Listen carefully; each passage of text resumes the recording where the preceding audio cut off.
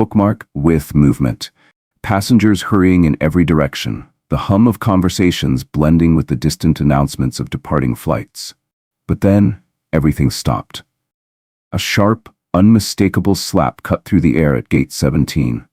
An elderly woman's cane slipped from her grasp, clattering against the polished floor as she steadied herself.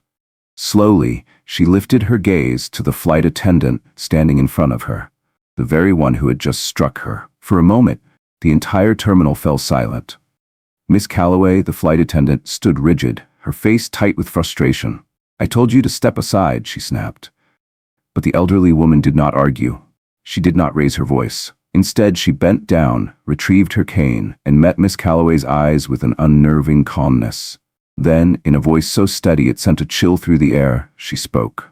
"You just made the worst mistake of your life." The Skyview Lounge had a quiet hum, filled with the soft clinking of coffee cups and the occasional murmur of conversations. Near the wide airport windows, an older woman named Margaret Whitmore sat with her hands gently resting on the handle of her cane. She wore a simple, elegant charcoal gray dress, and her silver hair was neatly pinned back. Everything about her was unassuming, just another traveler waiting for her flight. As she gazed out at the runways, watching the planes take off one by one, her expression remained composed, as though she had done this countless times before. Nearby, a young businessman named Ethan Graves noticed her. After a brief hesitation, he stood and offered his seat with a polite nod. Margaret gave him a small smile. "Thank you, young man," she said kindly, though she made no move to get up. She was perfectly comfortable where she was. Most people didn't spare her a second glance. Just another elderly woman traveling alone. But those who did notice her had no idea who she really was. At the priority check-in counter, a team of flight attendants worked efficiently, directing passengers with crisp, practiced voices. Among them was Miss Calloway, a tall woman with sharp features and an air of authority. She had spent years working in first class and carried herself as though she owned it. With a quick assessing glance, she scanned the passengers in the lounge, making note of who looked like they belonged in first class and who didn't. Her gaze flickered past Margaret without a second thought. Instead, her attention remained fixed on the business executives and high-profile travelers who would expect nothing short of flawless service. When the first-class boarding announcement came, Margaret rose to her feet, adjusting her grip on her cane. She walked with slow, steady steps, unhurried, as if she had all the time in the world. Around her, passengers weaved through the line, eager to secure their seats. At the entrance, she handed her ticket to Miss Calloway, who barely spared it a glance before blocking her path with a firm hand. "Ma'am, this is the first-class line," Miss Calloway said, her tone polite but clipped. Margaret met her gaze, her face unreadable. "Yes, I know," she replied gently. Miss Calloway sighed, finally looking down at the boarding pass in her hand. Her brows furrowed slightly as she read the seat number. "First class? That didn't make sense." "Are you sure this is your ticket?" she asked, tilting her head slightly as if expecting an easy explanation. Margaret didn't seem offended. "I'm quite sure," she said simply. Miss Calloway pressed her lips together, glancing behind Margaret, expecting a caretaker or family member to step forward and clarify the mistake. But no one did. She was traveling alone. A hint of irritation flickered across Miss Calloway's face. "There might have been an error," she said carefully, as if explaining to a child.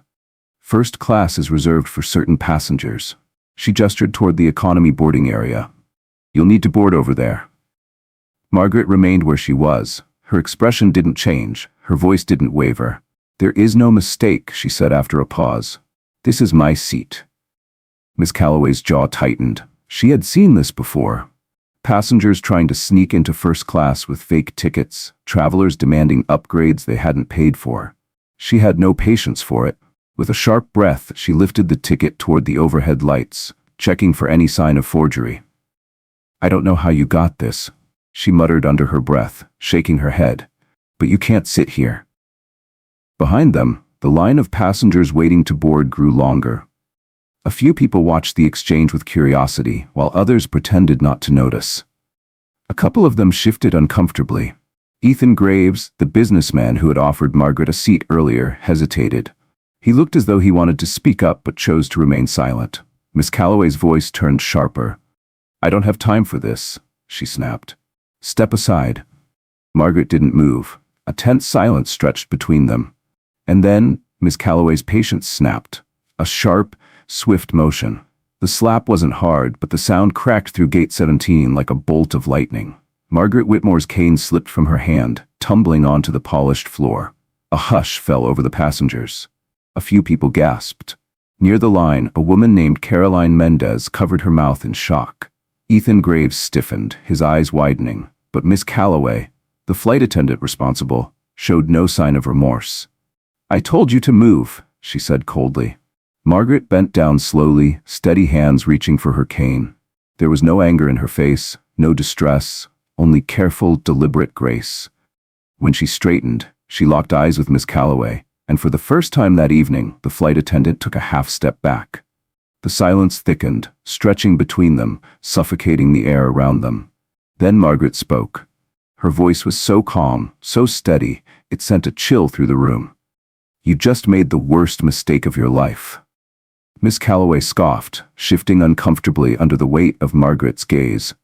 "Ma'am, I don't have time for games," she snapped, her voice laced with impatience.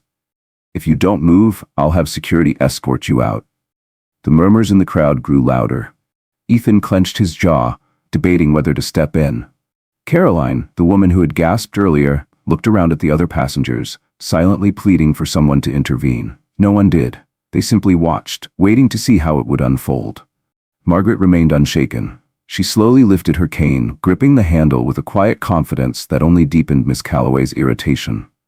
"I am sitting in first class," Margaret said, her voice composed, "and I am boarding this flight." Miss Calloway let out a sharp breath. Her patience was running thin. "Unbelievable," she muttered under her breath. Without another word, she turned to a younger flight attendant standing nearby.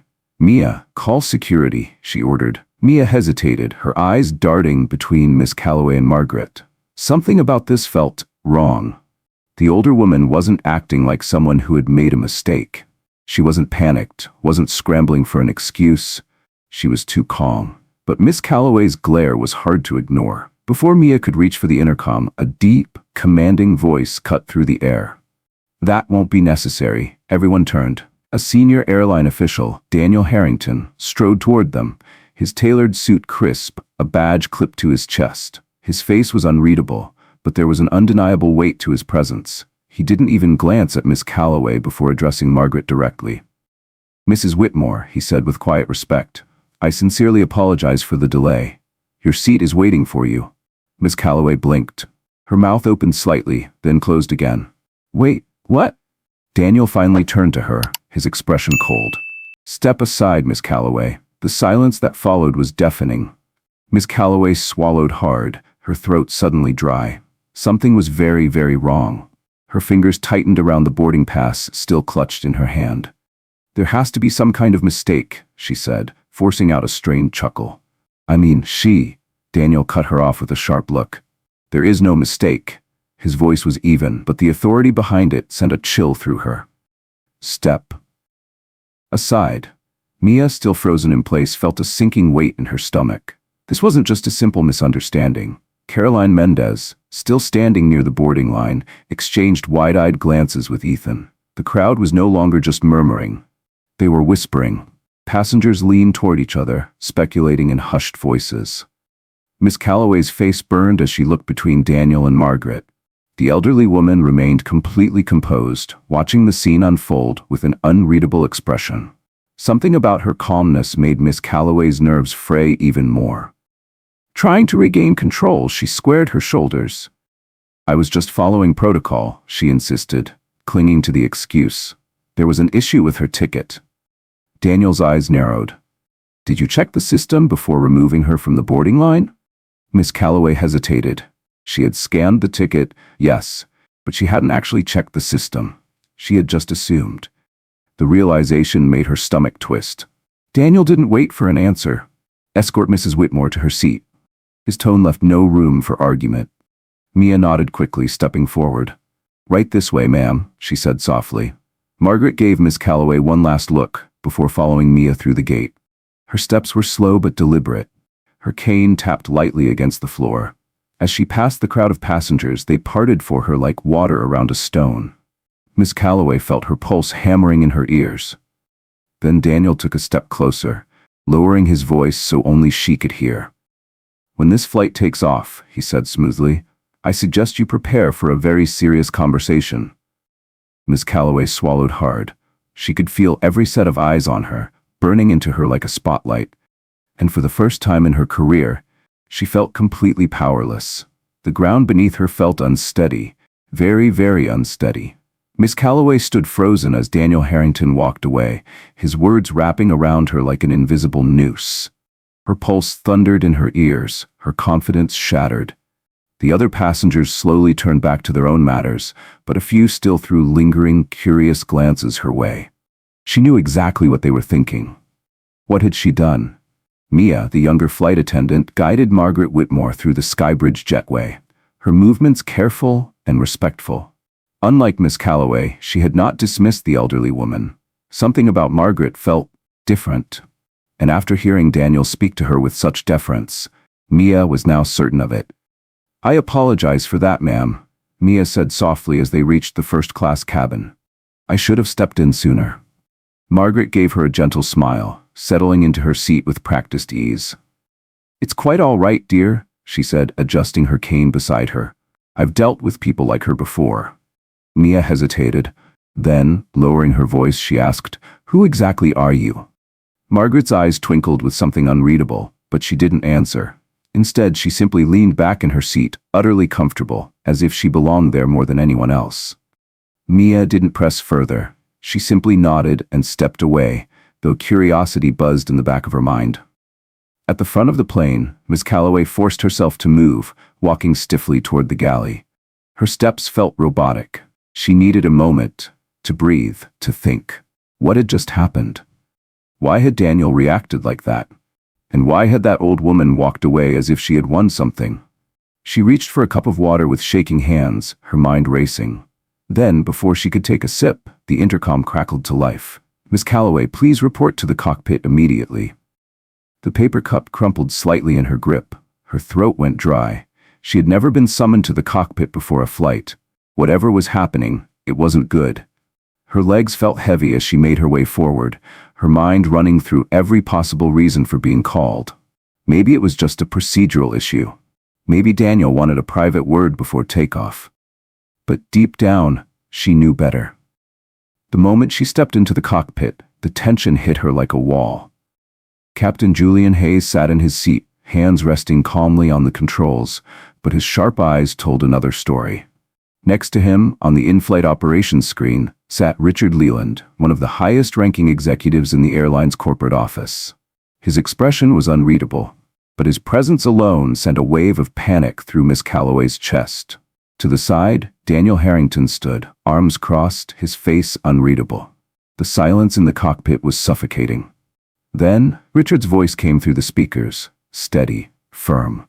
"Miss Calloway, I need you to explain why you refused a first-class passenger her seat." Her mouth went dry. I didn't refuse," she stammered. "I thought there was a mistake with her ticket." Richard tilted his head slightly. "Did you verify that mistake before asking her to step aside?" Miss Calloway hesitated. Captain Hayes sighed, rubbing his temple. Daniel, however, was less patient. "Answer the question." Calloway swallowed hard. "No," she admitted, her voice barely above a whisper. I assumed there was an issue." Richard exhaled through his nose, his voice dropping lower, colder. "Miss Calloway, do you know who that woman is?" Her fingers twitched against her uniform. Her mind scrambled to put the pieces together. "She was just an old woman, right? Just another passenger, right?" Seeing her hesitation, Richard delivered the blow. "Her name is Margaret Whitmore." A pause. "She is the chairwoman of this airline." The words hit like a slap. Miss Calloway felt the air in her lungs vanish. Captain Hayes glanced at her, his expression unreadable. Daniel, however, didn't bother hiding his disapproval.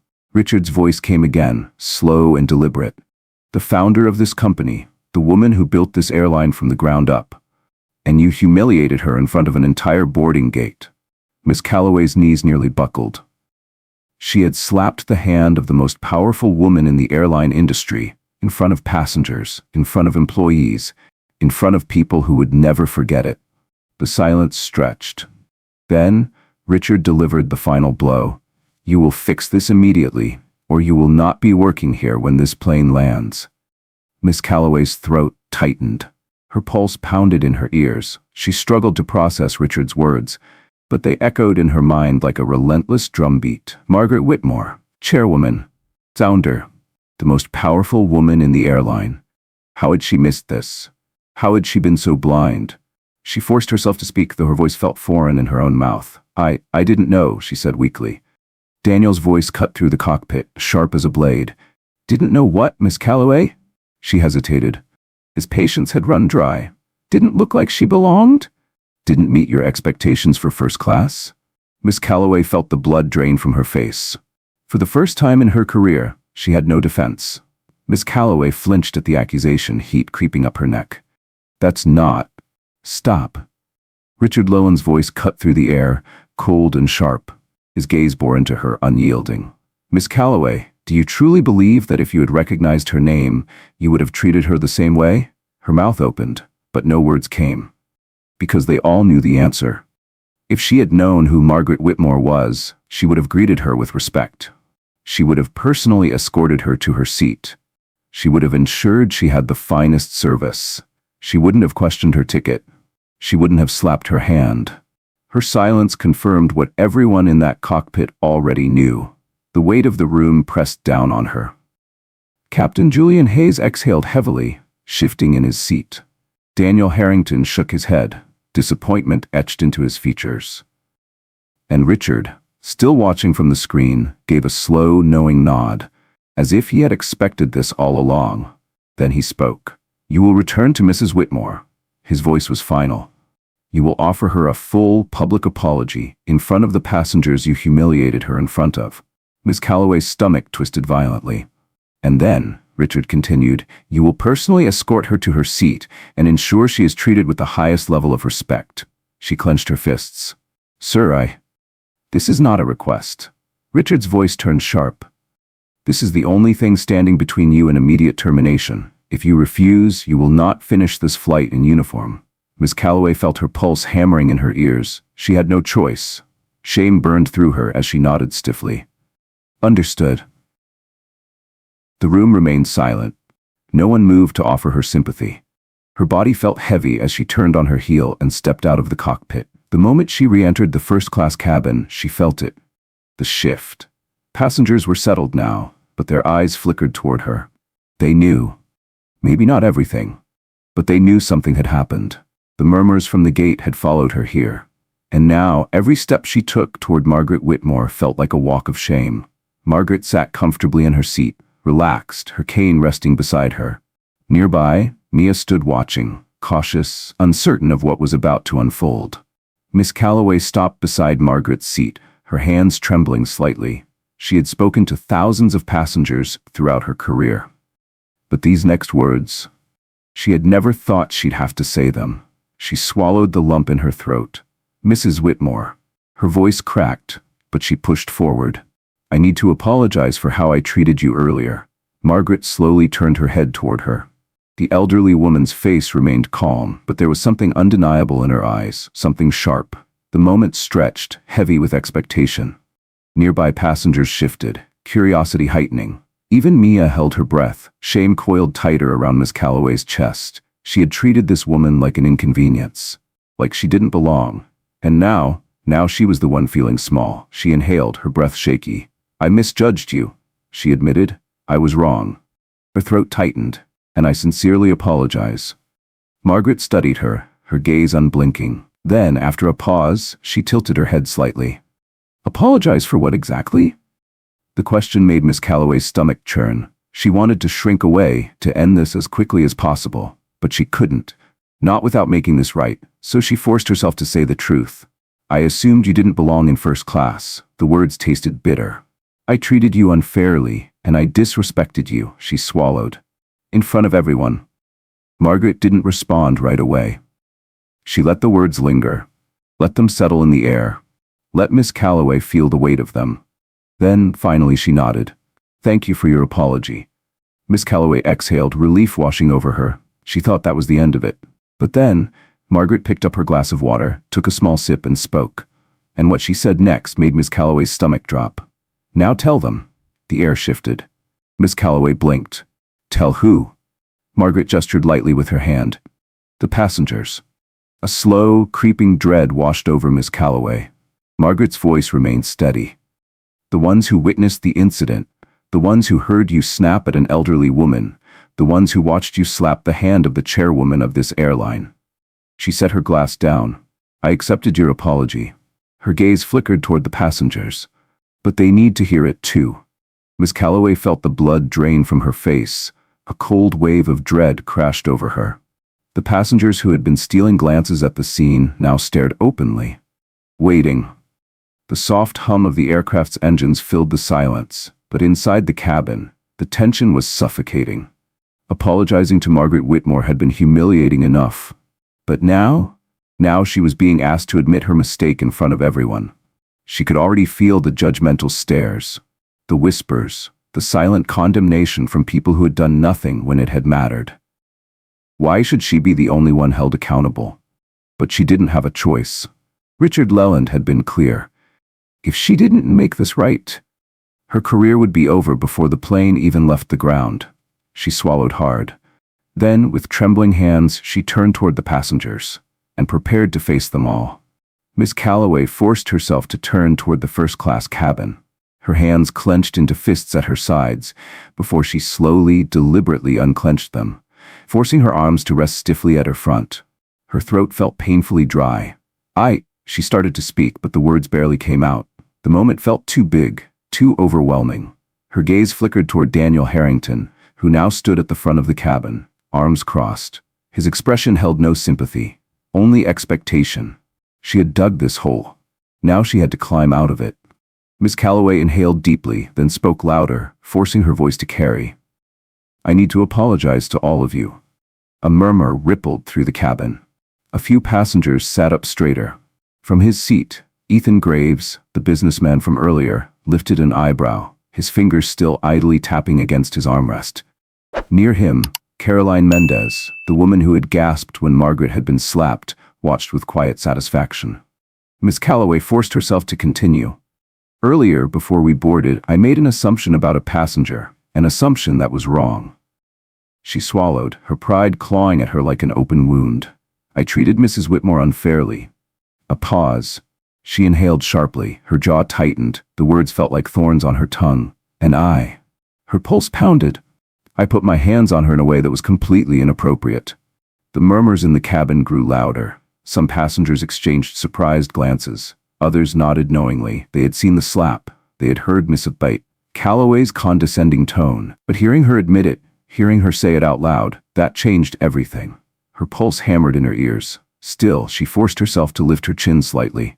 She had made this mistake. She had to own it. "What I did was unprofessional, uncalled for, and completely unacceptable." Her voice was quieter now.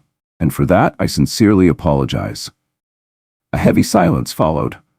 Miss Calloway didn't know what she had expected. Maybe some kind of acknowledgement. Maybe for someone to dismiss the whole thing and move on. But the worst part was the way everyone simply stared. No applause, no verbal forgiveness. Just a long, excruciating moment where she could feel the weight of her mistake pressing down on her like a boulder.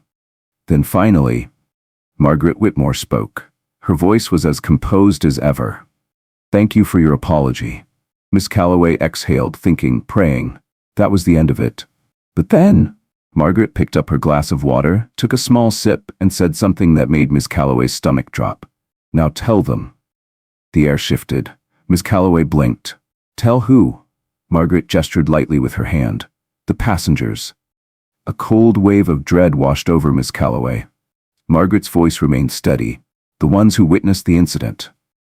The ones who heard you snap at an elderly woman. The ones who watched you slap the hand of the chairwoman of this airline." She set her glass down with a soft clink. "I accepted your apology." Her gaze flickered toward the other passengers. "But they need to hear it too."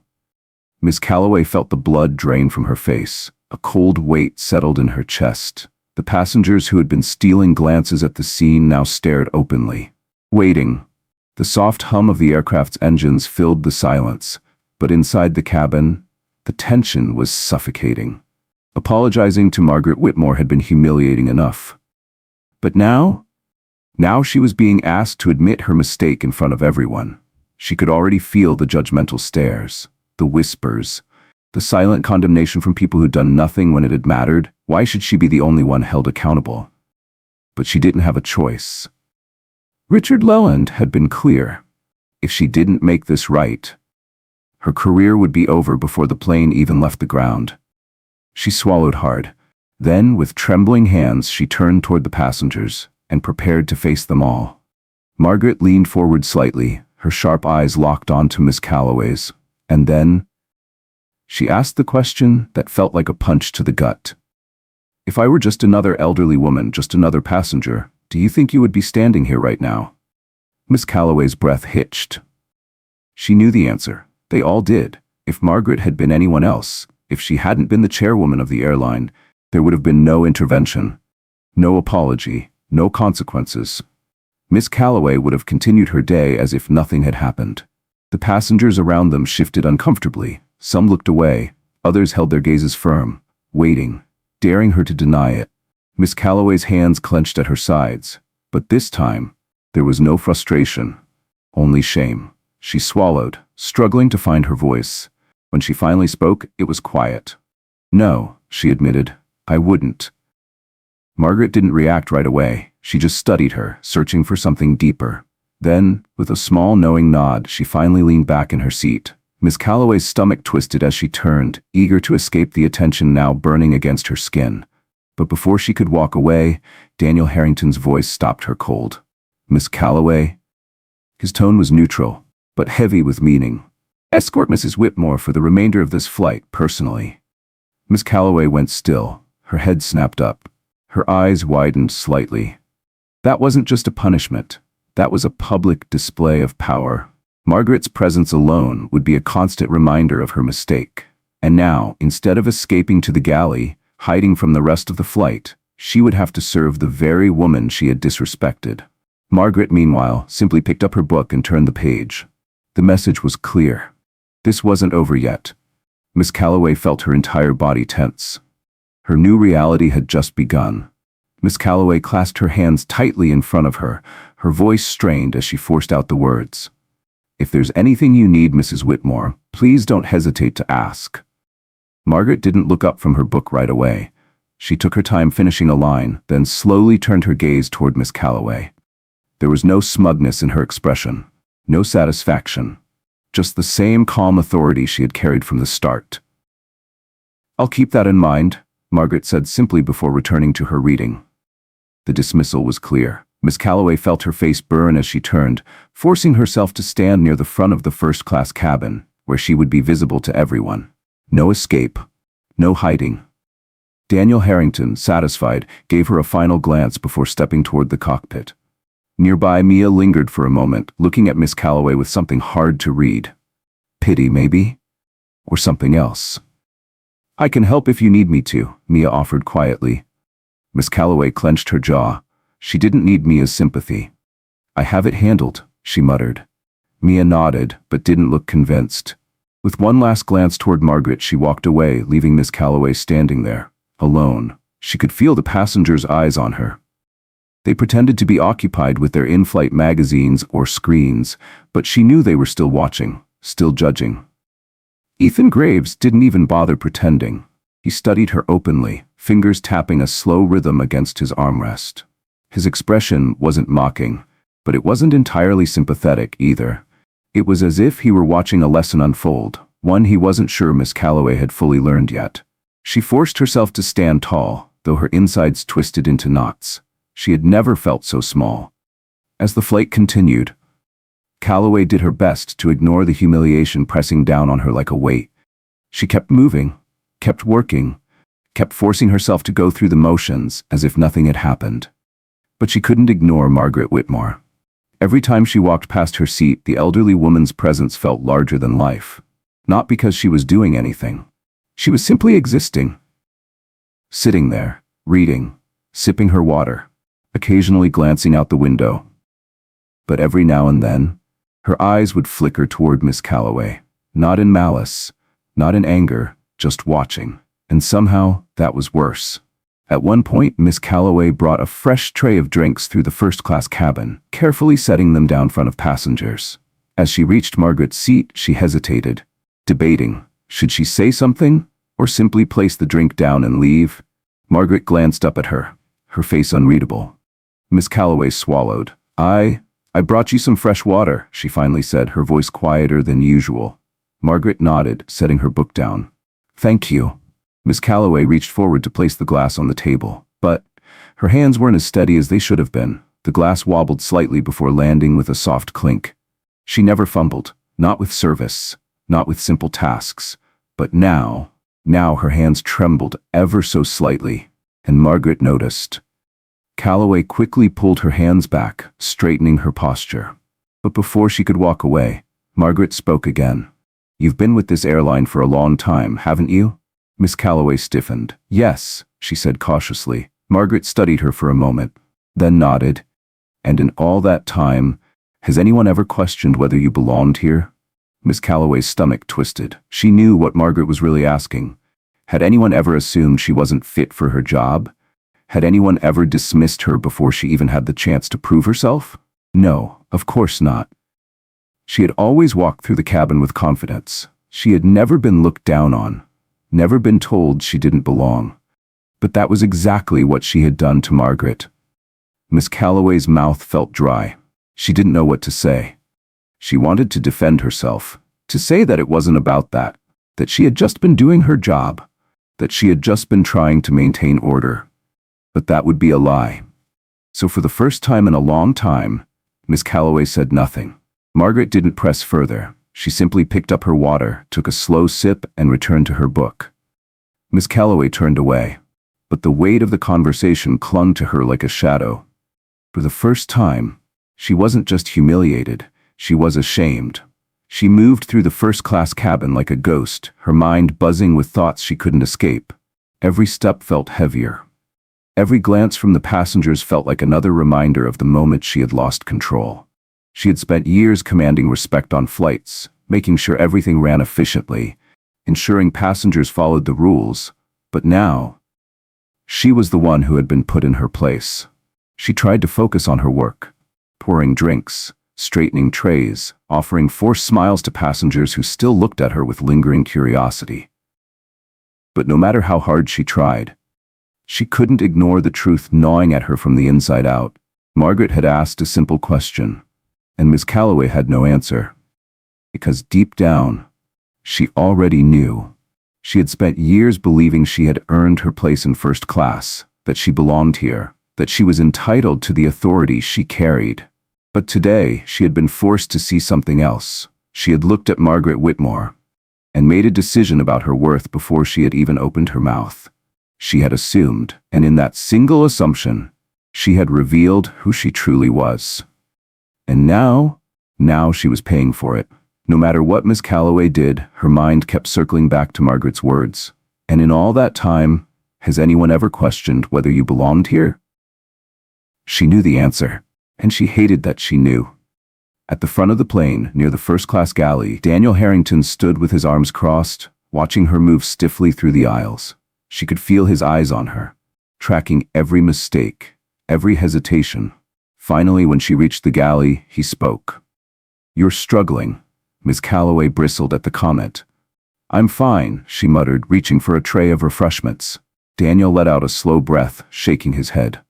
"No, you're not." Her jaw clenched, but she didn't respond. Daniel leaned slightly against the counter, lowering his voice so only she could hear. "You've been doing this job a long time, Calloway. Long enough to know better than what you pulled back there." She stiffened. "You assumed something about her," Daniel continued. "And that assumption? It wasn't about her ticket. It wasn't about rules. It was about what you thought a first-class passenger should look like." Miss Calloway's fingers dug into the edge of the counter. "I didn't mean." "Doesn't matter what you meant," Daniel interrupted, his voice firm. "It matters what you did." She felt the sting of those words, but she refused to let it show. She squared her shoulders, keeping her face neutral. "I already apologized," she said, her voice flat. Daniel studied her for a long moment. Then he gave a slow, knowing nod. "Yeah," he murmured. "But do you even understand why you're apologizing?" Miss Calloway's breath caught in her throat. She wanted to snap back. To tell him, of course, she understood. She had made a mistake. She had disrespected a passenger. She had misjudged the situation. But deep down, she knew that wasn't what he was asking. He wasn't asking if she understood what she had done. He was asking if she understood why she had done it. Miss Calloway turned away, busying herself with a napkin that didn't need adjusting. "I need to get back to work," she muttered. Daniel didn't push further. He just exhaled and stepped back. "Then get back to work." But as she left the galley, his words lingered. The flight continued without further incident. Passengers settled into their seats. Meals were served. Drinks were poured. But Miss Calloway could feel it. The energy in the air had changed. She wasn't in charge anymore. She wasn't the respected, confident flight attendant commanding the cabin. She was the lesson. And everyone on that plane had learned something from watching her fall. As she moved past the seats, Ethan Graves caught her eye. He swirled his drink in his glass before taking a slow sip. Then he spoke. "Quite the day, huh?" Miss Calloway forced a thin smile. "Just another flight," she said, trying to sound casual. Ethan smirked. "Sure," he said, unconvinced. He glanced toward Margaret, who remained perfectly calm in her seat, flipping the page of her book. Then he looked back at Miss Calloway. "You know, I travel first class all the time," he said, his voice low. "And I've seen flight attendants like you before. Strict, efficient, no patience for nonsense." He took another sip. "Usually, I respect that." Miss Calloway's eyebrow twitched slightly. "Usually?" Ethan shrugged. "Usually," he repeated. Then he leaned back in his seat. "But today?" He tilted his glass slightly, watching the liquid shift. "Today, I saw someone who thought she could decide who belonged and who didn't." A pause, then he took another slow sip, letting the words sink in. "That's not respect." His gaze flickered toward her. "That's bias." The words hit like a slap. Miss Calloway felt her chest tighten. She wanted to walk away, wanted to dismiss him, just like she had dismissed Margaret Whitmore. But she couldn't. Because deep down, she knew he was right. Ethan didn't say anything else. He just turned back to his drink. The conversation was over. Miss Calloway walked away, but the weight in her chest only grew heavier. She had spent years thinking she was good at her job because she followed the rules. But today, she realized she hadn't been following the airline's rules. She had been following her own. Rules that had nothing to do with policy, and everything to do with her own assumptions. And now she was paying for it. Miss Calloway moved through the cabin with a stiffness she couldn't shake. Her mind was tangled in thoughts she didn't want to confront. She had spent years believing she was the kind of flight attendant who upheld standards, who maintained order, who kept things running smoothly. But today, she had been forced to see something else. That she had used those standards as an excuse for her own biases. She hated how easily Ethan's words had cut through her. "That's not respect. That's bias." He had said it so plainly, so matter of fact, as if it had been obvious, and maybe it had been. To everyone except her. She reached the galley, pressing her hands against the counter to steady herself. The hum of the aircraft filled the silence, but in her head, she could still hear Daniel's voice, Ethan's voice, Margaret's voice, all echoing the same truth. The truth she didn't want to face. She had been wrong, and there was no escaping that now. Miss Calloway wasn't just wrong about Margaret Whitmore. She had been wrong about how she saw people. She had looked at Margaret and assumed, before the older woman had even opened her mouth, before she had said a word. Miss Calloway had already decided she didn't belong in first class. And if Daniel Harrington hadn't stepped in, if Margaret hadn't been Margaret Whitmore, chairwoman of the airline, nothing would have happened. The realization hit like a gut punch. Her fingers curled against the cool metal of the galley counter. What did that say about her? The intercom crackled to life, snapping her from her thoughts. Captain Julian Hayes's voice came through, calm and steady. "Ladies and gentlemen, we are beginning our descent. Please return to your seats and fasten your seatbelts. Flight attendants, prepare the cabin for landing." Calloway straightened. She brushed off her uniform as if she could shake off the discomfort pressing down on her. Then she turned on autopilot. Moving through the motions she had done thousands of times before. checking seatbelts, securing tray tables, making sure everything was in place. But she wasn't really present. Her mind was still back at the gate, back in that moment when she had made the wrong call. And never once second-guessed herself. She reached Margaret's seat last. The older woman was already buckled in. Her hands rested gently over her lap. She gazed out the window at the city below, growing larger as they approached the ground. For a moment, Miss Calloway just stood there, unsure if she should say something, if she even could say something. Then, before she could decide, Margaret spoke, without turning her head. "You're thinking about it now, aren't you?" Miss Calloway tensed slightly. "Thinking about what?" she asked, even though she already knew. Margaret finally turned to face her. Her expression was unreadable. "About why you did it." Miss Calloway opened her mouth, but no words came. Because Margaret was right, she had been thinking about it. Ever since she had stepped out of that cockpit, ever since she had been forced to stand in front of the entire cabin and own up to her actions, and now standing here, in front of Margaret Whitmore, she had no excuse left to give. The plane jolted slightly as the landing gear lowered, the familiar pressure shift signaling they were nearly there, but inside the cabin, everything felt too still, too quiet. Miss Calloway finally exhaled. I don't know why I did it." The words felt heavy. And for the first time, it wasn't a deflection, it was the truth. Margaret studied her for a long moment, then she nodded once. "Then figure it out." Miss Calloway swallowed hard, but she nodded, because for the first time, she realized she needed to. She wasn't sure if she could fix this. She wasn't sure if she even deserved to. But she did know one thing. This moment, this mistake, it was going to follow her. Long after the plane touched the ground, the wheels of the plane touched the runway with a smooth but firm landing. A quiet murmur rippled through the cabin as passengers stirred in their seats. Seatbelts clicked as people instinctively reached to unfasten them. Even though the sign was still lit, then the intercom came on again. A voice, calm and professional. "Ladies and gentlemen, welcome to our destination. Please remain seated with your seatbelts fastened until the captain turns off the seatbelt sign. On behalf of our crew, we'd like to thank you for flying with us today." The usual rustling sounds of post-flight anticipation filled the cabin. Passengers stretched, shifted in their seats, gathered their personal belongings. But Miss Calloway felt none of the routine comfort she usually did in this moment. Instead, she felt something she had never felt before after a landing. Dread. Her stomach twisted as she looked toward the jet bridge, already knowing that whatever waited for her outside the plane wasn't going to be good. At the front of the first-class cabin, Daniel Harrington was already on the in-flight phone, speaking quietly with ground operations. His back was straight, his posture as firm as ever. But there was a slight tension in his movements. That told Miss Calloway he wasn't just preparing for another routine arrival. Something else was coming. Something big. Margaret, meanwhile, remained as composed as ever. She showed no urgency as she reached for her handbag and cane. She didn't seem eager to rush off the plane like most passengers.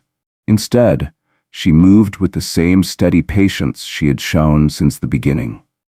But when her eyes flickered toward Miss Calloway, the weight behind them was heavier now. Miss Calloway forced herself to stand tall.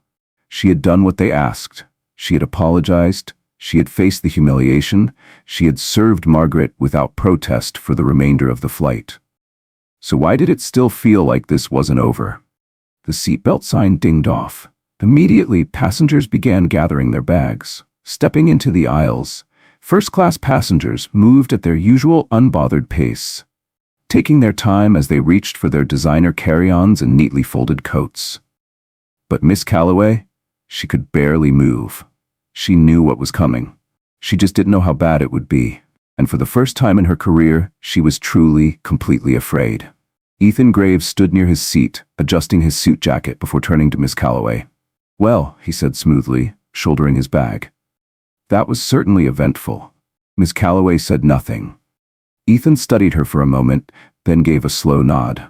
"You'll be thinking about today for a long time, I imagine." She felt something in her chest tighten. She didn't want to admit it, but he was right.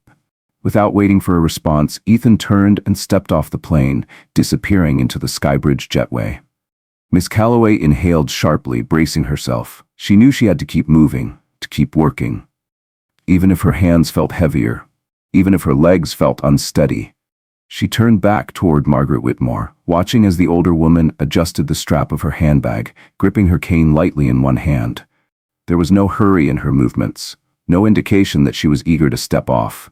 Instead, Margaret finally met Miss Calloway's gaze again, studying her the way one might study an unsolved puzzle.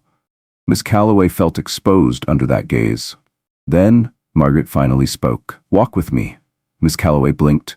"Excuse me?" Margaret gave a small nod toward the open jet bridge. "Walk with me." It wasn't a request. Miss Calloway hesitated. Every muscle in her body screamed at her to find an excuse to stay behind. But Daniel Harrington's voice cut through her hesitation. "Go."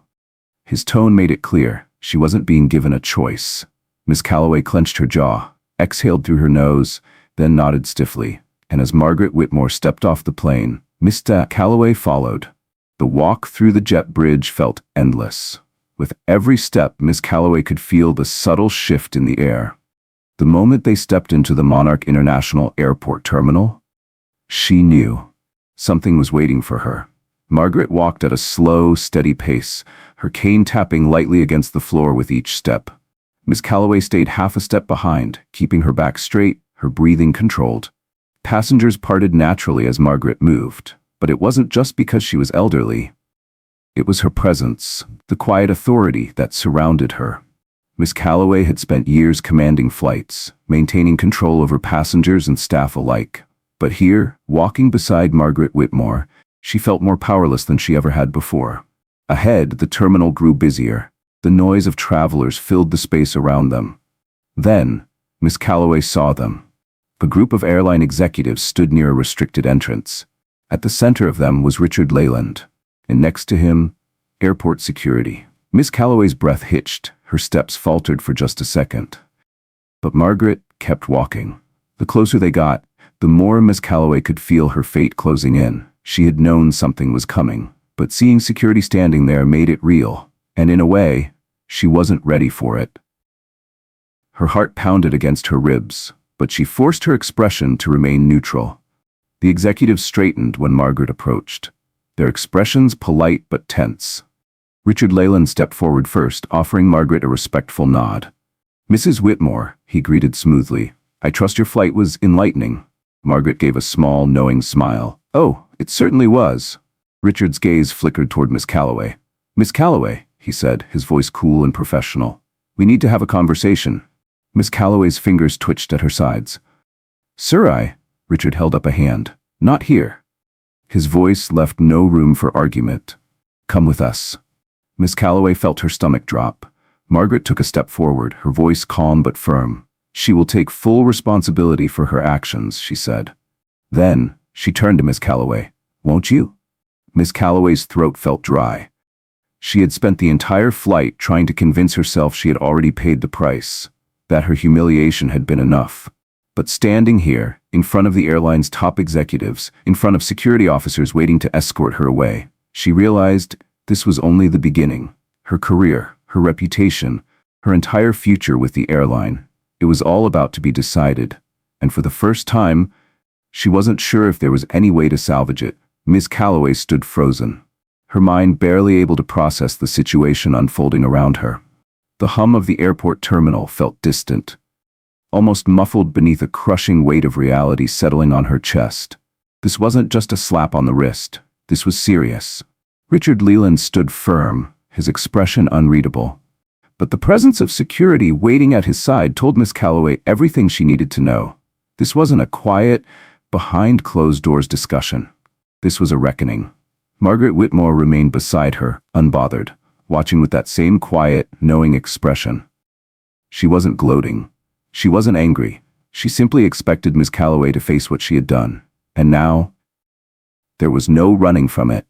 Richard spoke again. His voice carried just enough authority to cut through her spiraling thoughts. "Miss Calloway," a pause. Then his words landed like a final verdict. "Come with us." For the first time in her career, Miss Calloway hesitated. She had never been the one on this side of a confrontation. She had never been the one told to step forward, to follow, to explain herself. She had always been the one in control. But now, she felt like nothing more than a liability, an employee being escorted off the plane. She forced herself to move, her stiff legs carrying her forward. Beside Richard, as they walked toward the executive offices, the security officers followed closely behind. It wasn't quite an arrest, but it felt like one. Passengers still lingering in the terminal watched, some with open curiosity, others quickly looking away, pretending not to notice, but they did. Just like on the plane, the whispers had already begun. Miss Calloway could feel them pressing against her skin. They reached a set of glass doors with the airline's emblem displayed prominently across them. Beyond those doors, Miss Calloway knew her fate would be decided. Richard swiped his badge, unlocking the doors with a quiet beep. He gestured for her to step inside. Miss Calloway hesitated. She cast one last glance toward Margaret Whitmore. The older woman watched, calm and composed, but in her eyes, a silent message. Calloway had no idea what it meant, so she turned away and stepped inside. The doors shut behind her, and her judgment began. Miss Calloway had always been the one in control, but now, she felt like nothing more than a liability. A disgraced employee being escorted off a plane. She forced herself to move. Her stiff legs carried her forward beside Richard Leland as they walked toward the executive offices. The security officers followed closely behind. It wasn't quite an arrest, but it felt like one. Passengers still lingering in the terminal watched, some with open curiosity, others quickly looking away, pretending not to notice, but they did notice. Just like on the plane, the whispers had already begun. Miss Calloway could feel them pressing against her skin. They reached a set of glass doors, the airline's emblem displayed prominently across them. Beyond those doors, her fate would be decided. Richard swiped his badge, and the doors unlocked with a quiet beep. He gestured for her to step inside. Miss Calloway hesitated. She cast one last glance toward Margaret Whitmore. The older woman was still seated in the lounge, calm and composed, but there was something in her gaze, a silent message. Miss Calloway had no idea what it meant, so she turned away and stepped inside. The doors shut behind her. The conference room was cold, not in temperature, but in atmosphere. The long, polished table gleamed under the fluorescent lights. Its surface was immaculate, untouched, but the tension in the room was suffocating. Seated at the head of the table was James Whitmore, Senior Operations Manager. His sharp gaze locked onto her the second she entered. Beside him sat two other executives, each with a folder in front of them. Her stomach twisted. That was her file. Sit. James's voice was even, unreadable. He gestured toward the chair at the far end of the table. Miss Calloway obeyed, her back stiff as she lowered herself into the seat. The security officers remained near the door, standing silently like sentinels. James leaned forward, lacing his fingers together. You know why you're here?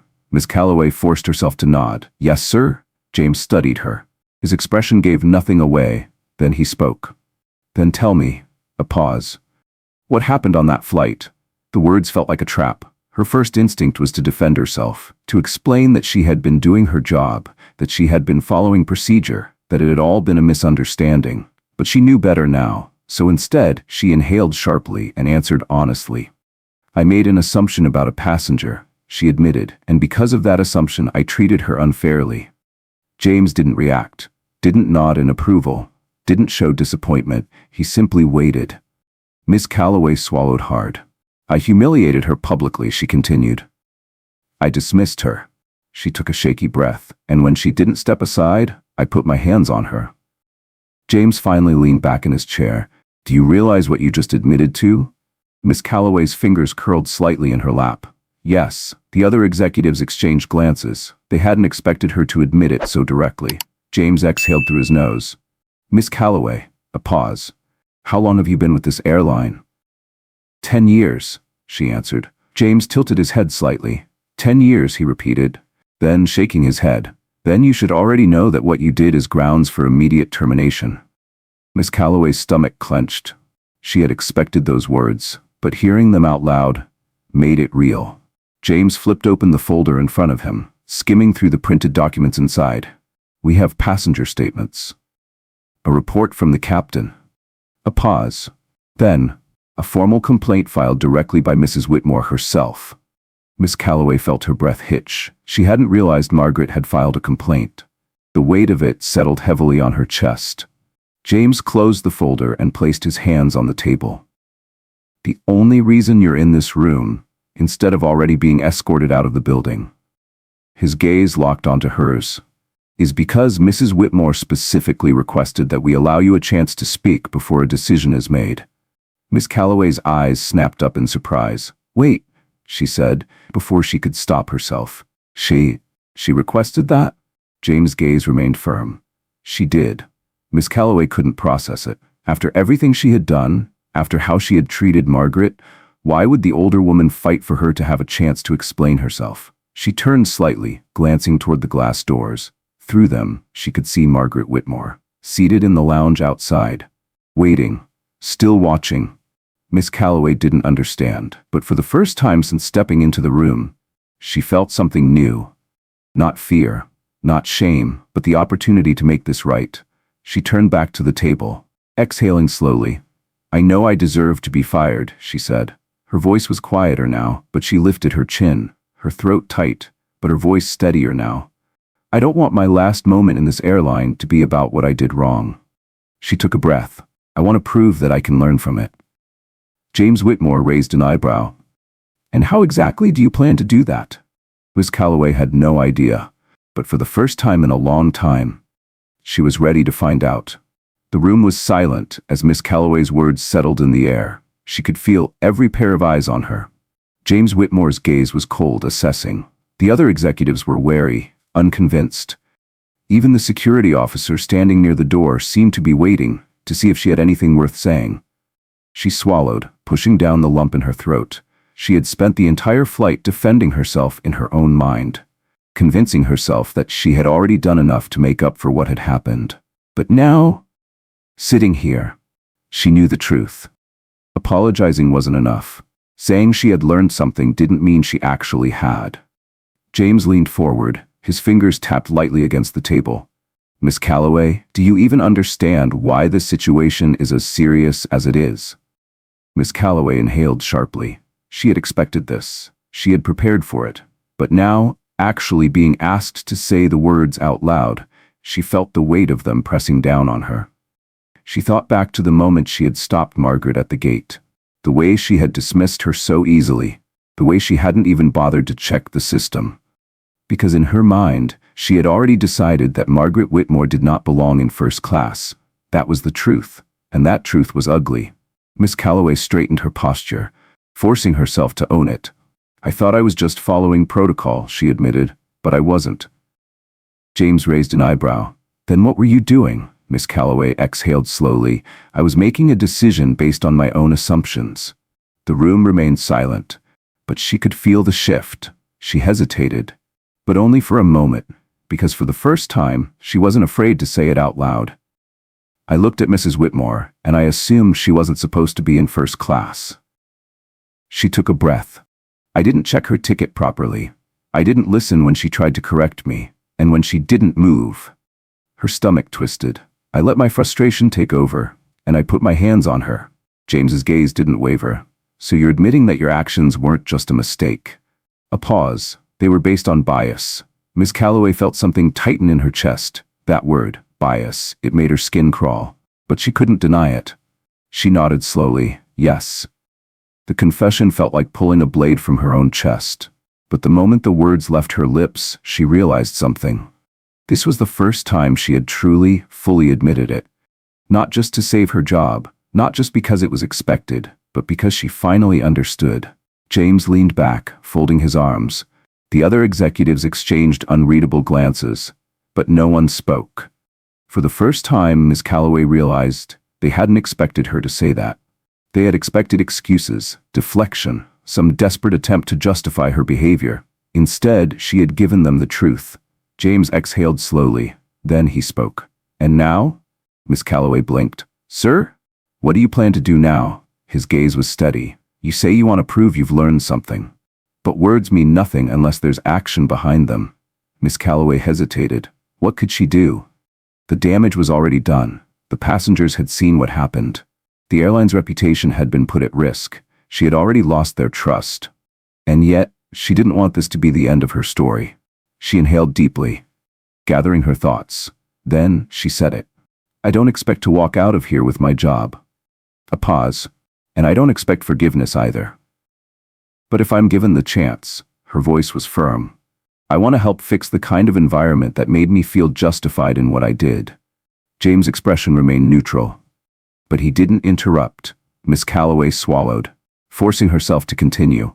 This airline teaches us about policies, about safety, about service. She took a slow breath.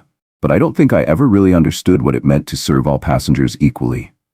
I thought I did. A pause. But I didn't. She met James' gaze. And if I'm allowed to stay, I want to be part of changing that. The room was silent. Miss Calloway didn't know if she had said the right thing, but it was the only thing that felt real. James studied her for a long moment. Then, finally, he spoke. Wait outside, Miss Calloway nodded, rising stiffly from her seat. The security officers didn't move to escort her out this time. She took that as a small victory. As she stepped back into the waiting area, her breath felt shaky in her chest. And then she saw her. Margaret Whitmore, still seated, still waiting. Margaret turned her head. Her eyes met Miss Calloway's. And for the first time since this entire ordeal began, Miss Calloway didn't look away. She stood there, feeling the weight of everything that had happened pressing down on her. For the first time, she didn't try to avoid the older woman's gaze. She didn't shift uncomfortably. She didn't pretend she wasn't standing on the edge of losing everything. She simply waited. Margaret, calm as ever, set her handbag neatly on her lap. Then she nodded toward the conference room. They're discussing your future in there. Miss Calloway inhaled slowly, and for the first time, she understood that her fate wasn't up to them. Not really. Her future would depend on what she did next. Margaret Whitmore's voice was even, as if this were nothing more than a casual conversation between two strangers. But they weren't strangers anymore. Not after today. Miss Calloway swallowed. I know. Margaret tilted her head slightly. And what do you think they'll decide? Miss Calloway hesitated. If she had been asked that an hour ago, she would have still been fighting for her job, still scrambling for excuses, still convincing herself that she could talk her way out of this. But now, she wasn't sure she deserved to keep it. She exhaled, her throat tight. I don't know, she admitted. I suppose that depends on whether they believe I can change. Margaret studied her, tapping her fingers lightly against the handle of her cane. Can you? Calloway's fingers twitched at her sides. She took a slow breath. Then, finally, I'd like to try. Margaret gave a soft hum of acknowledgement, not approval, not dismissal, just acknowledgement. For some reason, that felt heavier than anything else. Miss Calloway took a slow breath. Then finally she asked the question she had been afraid to ask. Why did you request for them to give me a chance to explain myself? Margaret's lips curled slightly. Not quite a smile, but something close. Because I wanted to see if you would use that chance to defend yourself. A pause. Or if you would use it to face the truth. Miss Calloway felt something sink in her stomach. That's what this had been about. Margaret had given her a chance to speak, but not because she wanted to hear excuses. Not because she wanted Miss Calloway to save her job. She wanted to see if Miss Calloway was even capable of understanding what she had done. And Miss Calloway finally understood something too. Margaret hadn't been powerless in that moment at the gate. She had allowed Miss Calloway to show her true nature. And when that nature had revealed something ugly, Margaret had let her sit in that mistake, until she had no choice but to confront it. Miss Calloway exhaled slowly. You could have demanded that I be fired immediately. Margaret's gaze didn't waver. Yes, she said it simply. Miss Calloway hesitated, then asked the second question pressing at the back of her mind. Why didn't you? Margaret was quiet for a long moment. Then she answered, because I don't believe in letting people walk away from their mistakes without learning from them. The word sent a strange, unfamiliar feeling through Miss Calloway's chest. This was no kindness. This was no favor. Margaret Whitmore had never needed an apology from her. She had never needed justice from the airline.